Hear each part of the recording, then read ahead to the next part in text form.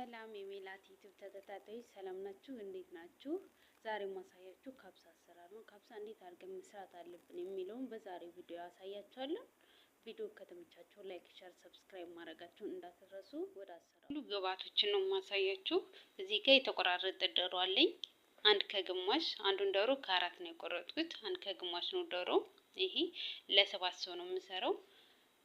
እዚህ ጋር ቀይ ሽንኩርት አለ፣ እዚህ ጋር ቃሪያ አለ፣ እዚህ ጋር ደግሞ ነጭ ሽንኩርት አለ፣ ዶቄቱ ማለት ነው። እኔ ዶቄቱን ነው ዛሬ የምጠቀም። እዚህ ጋር የተፈጨ ቲማቲም አለኝ። ቲማቲሙ የተፈጨ ነው። ይሄን ነው የምጠቀም ዛሬ። እዚህ ጋር ደግሞ ለባህራት መስሪያ ቅመም አለኝ። ይሄ ማለት ነው። ይሄ ቅመም አለኝ። በዚህ ነው የምሰራ ዛሬ። ከዛ ይሄው እዚህ ጋር ደግሞ ከሙን አለ፣ ሌሞን አለ፣ ቅርንፉድ አለ። ይሄን ነው ለካብሳ መስሪያ የምንጠቀመው ማቴሪያሎች እነዚህ ብቻ በቂ ናቸው። ከዛ ደግሞ ወደ አሰራሩ እንገባለን። እንዴት እንደምሰራው ደግሞ አንድ ባንድ ቀስ አድርጌ አሳያችኋለሁ። ዘይት ካረኩ በኋላ ይሄው ሽንኩርትና ቃሪያውን አረጋለሁ።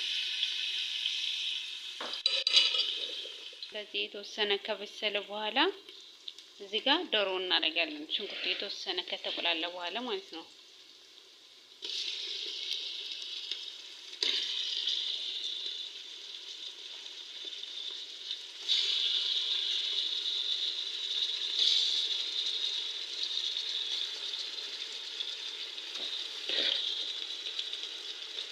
ከዛ እነዚህን ቅመሞችም እናደርጋለን።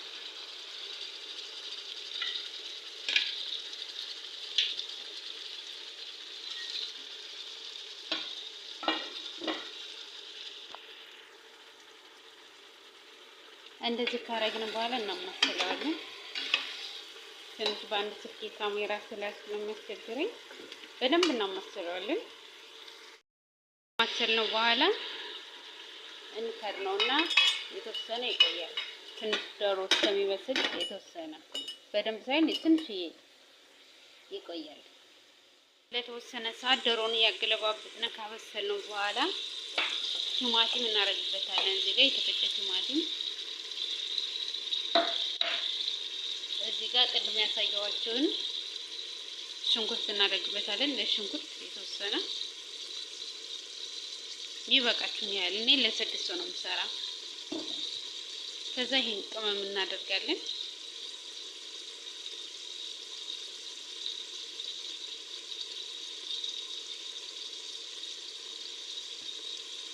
ከዛ ደግሞ ከሙን እናደርጋለን። ይሄን ቅድም ያሳየዋችሁን ከሙን ማለት ማጅ ነው። በዚህ በአረበኛ ማጅ ነው የሚባለው።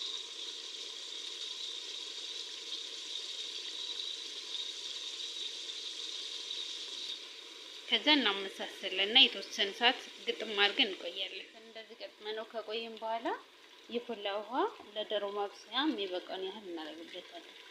ውሃው የፈላ መሆን አለበት።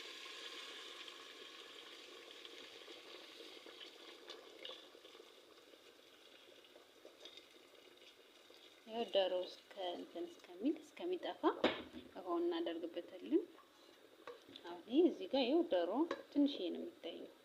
እንደዚህ በቃ መጠን እንደዚህ ነው የሚለያችሁ። ያው ሩዙንም ለማድረግ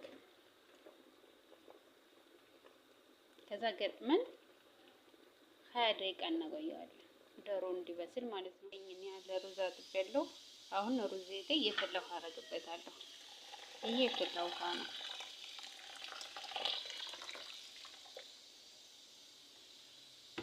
እንደዚህ አድርገን ዶሮአችን እስከሚበስል ሩዙን የፈላ ውሃ አድርገን እንተዋለን። ይቆያል። እንደዚህ ልልን በኋላ እንደርግን ዶሮውን እናወጣዋለን።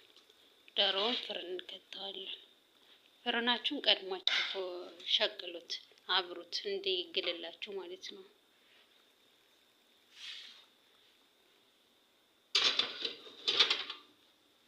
እንደዚህ እናድርገን ዶሮአችን እንዲበስልልን ፍርን ውስጥ እንከተዋለን። ከዛ